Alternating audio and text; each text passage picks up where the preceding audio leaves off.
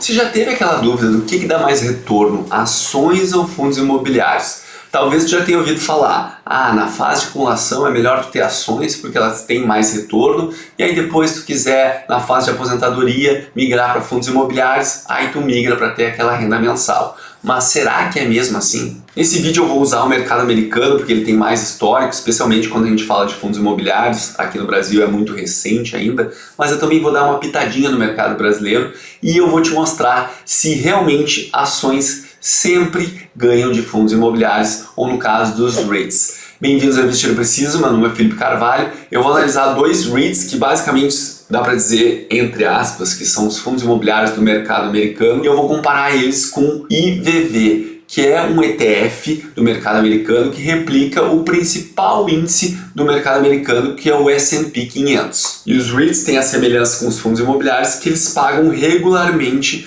os dividendos, ou proventos, ou rendimentos, como quer que vocês queiram chamar. Então, se tu investir em algum desses REITs, tu vai estar recebendo dividendos em dólar. Então aqui eu trouxe três ativos. O IVV, como eu já falei, é um ETF que replica o mercado americano, o S&P 500. O VNQ e o IYR, que são dois REITs diferentes. E antes da gente analisar aqui os retornos, eu vou mostrar para vocês uma comparação entre esses dois REITs. Então aqui, uma comparação entre o VNQ e o IYR. Um é da Vanguard, o VNQ, e o outro é da BlackRock. São empresas que administram ativos financeiros. O VNQ acaba tendo uma taxa um pouquinho menor. Já o BlackRock acaba tendo uma taxa bem maior. É mais do que o dobro da taxa do VNQ. Mas lembrando que a gente está falando de taxas aqui que são menores do que 0,5% ao ano. E aqui está mostrando qual índice que cada REIT procura seguir. A gente já pode ver que são índices bem diferentes e também o número de REITs na carteira é bastante diferente. Quando a gente chega aqui e compara a performance, pelo menos a performance nos últimos 5 anos ou nos últimos 10 anos, é uma performance bem parecida um com o outro. Isso quer ver efetivamente em quais ativos eles investem, e aqui dá para observar que os 10 maiores REITs do VNQ representam basicamente 46%,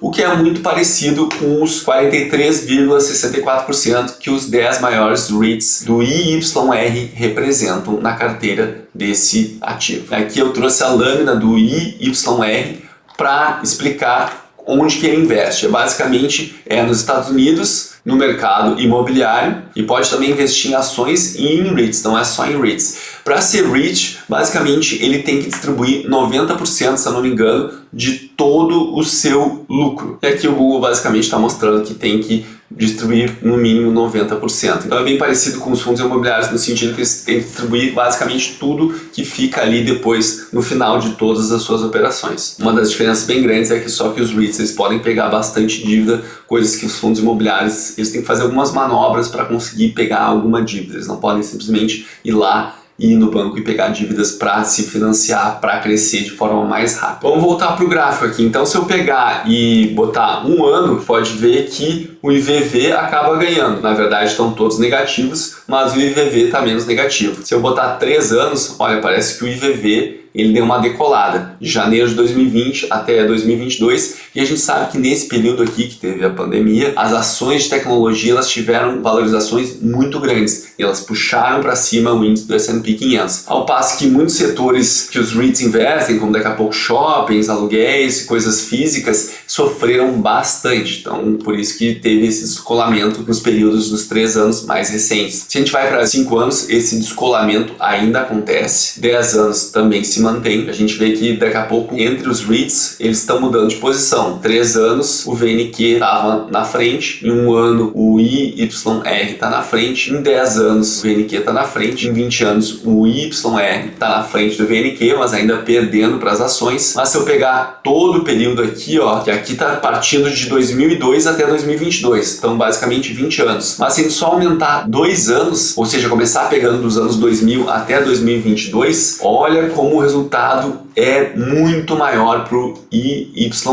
Então nesse intervalo aqui, um REIT acabou dando um banho de rentabilidade no IVV nesse período de 2000 até 2022. Já vou fazer a conclusão do que a gente acabou de ver e também vou dar uma pitadinha sobre o mercado brasileiro. Mas eu queria pedir, se tu está gostando aqui do conteúdo, clica para se inscrever no canal, compartilha esse conteúdo com mais pessoas para a gente tirar aquela ideia que ações é sempre a melhor coisa e fundos imobiliários daqui a pouco não faz sentido ter na minha carteira. E também, se tu tem interesse nessa questão de ter uma renda pingando para ti, de ter uma renda passiva dos teus investimentos, eu vou te convidar para se inscrever no link que vai estar na descrição desse vídeo, porque nos dias 7, 8 e 9 de novembro eu vou fazer um evento chamado Maratona da Renda Passiva, onde em 3 aulas eu vou te mostrar o passo a passo para tu construir a tua renda passiva, mesmo que tu esteja começando do zero, ou melhorar a tua estratégia para essa construção da tua renda passiva, caso tu já invista. Então, se tu tem interesse sobre esse assunto, e eu acho que é um assunto que interessa basicamente a todo mundo que assiste meus vídeos aqui, clica no link lá e se inscreve. Vou começar dando uma olhada aqui no mercado brasileiro. Peguei o Status Invest aqui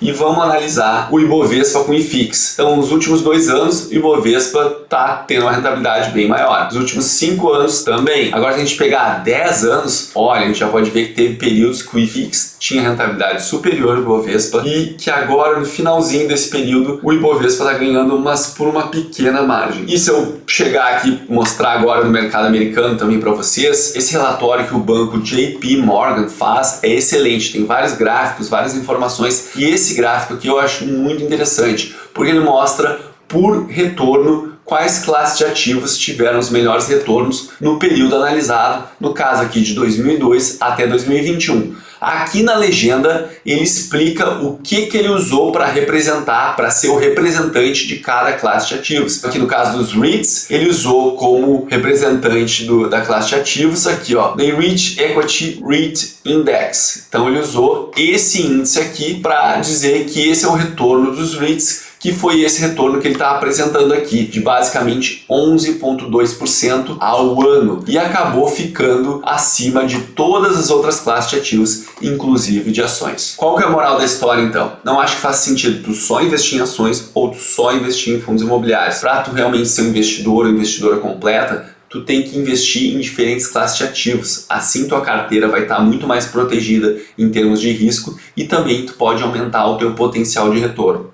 Porque a gente já viu aqui que dependendo do recorte temporal que tu faça, pode ser que ações ganhem de fundos imobiliários, ou pode ser o contrário, fundos imobiliários podem ganhar de ações. E a mesma coisa no mercado internacional. Stocks podem perder para REITs, ou REITs podem perder para stocks, dependendo do período que a gente vai estar analisando. Não dá para dizer categoricamente que sempre stocks ou ações vão ter o melhor retorno de longo prazo do que REITs ou fundos imobiliários. Essa questão de ter várias classes de ativos na tua carteira para tu ser um investidor mais completo, mais completa e ter melhores resultados, eu vou explorar um pouquinho mais lá no evento da Maratona da Renda Passiva.